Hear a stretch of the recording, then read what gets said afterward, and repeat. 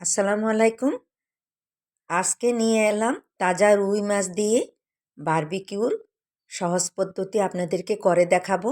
রুই মাছ আমি কেটে ধুয়ে এভাবে পরিষ্কার করে নিয়ে একটা কাঁটা দিয়ে মাছের এপিট ওপিট কেটে নিয়েছি। দেখুন এভাবে কেটে নিতে হবে। এবার একটা টিস্যু দিয়ে মাছটার গায়ে থাকা সামান্য পানিটুকু আমি মুছে নিলাম।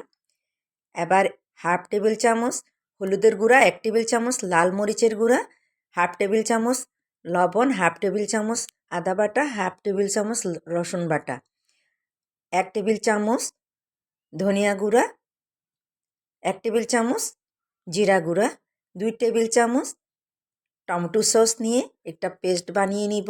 এবার হাতে সামান্য ছিরকা দিয়ে মাছটাকে এপিট ওপিট ভালোভাবে ছিরকাটুকু মাছের গায়ে লাগিয়ে নিলাম, যাতে একটা উদ্ভট গন্ধ না থাকে। এবার আমি পেস্টটুকু মাছের এপিট ওপিট ভালোভাবে লাগিয়ে নিয়েছি। অন্য একটা কাপে 1 কাপ ময়দা, হাফ টেবিল চামচ লাল মরিচের গুঁড়া, সামান্য একটু লবণ, 1 টেবিল চামচ কর্নফ্লাওয়ার নিয়ে মাছে কোট করার জন্য ভালোভাবে মিশিয়ে নিচ্ছি। এবার মাছের গায়ে আমি কোট করে নিচ্ছি। ভালোভাবে কোট করে নিতে হবে। এভাবে কোট করে না নিলে মাছটা মচমচেও হবে না, খেতেও সুস্বাদু লাগবে না। এভাবে কোট করে মাছটা আমি একটু ঝেড়ে নিয়ে পরবর্তীতে উনুনে চলে আসছি। দেখুন এবার আমি ফ্রাই প্যানে পরিমাণ মতো তেল দিয়ে নিচ্ছি। মাছটা এবার বসিয়ে দিলাম। আপনারাও এভাবে রুই মাছের বারবিকিউর সহজ উপায়ে করে নিতে পারেন। ভালো লাগলে লাইক শেয়ার সাবস্ক্রাইব করবেন। মাছের এক পিঠ হয়ে গেছে, দেখুন আমি একটা হাতল দিয়ে উল্টিয়ে দিচ্ছি।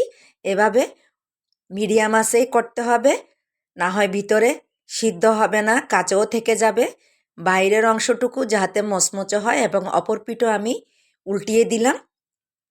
এবার মাছটাকে একটু কাত করে ধরে পাশের অংশটুকু মচমচে করে নিব। দেখুন হয়ে গেছে, অনেক ইয়ামি হয়েছিল। আপনারাও এভাবে ট্রাই করবেন।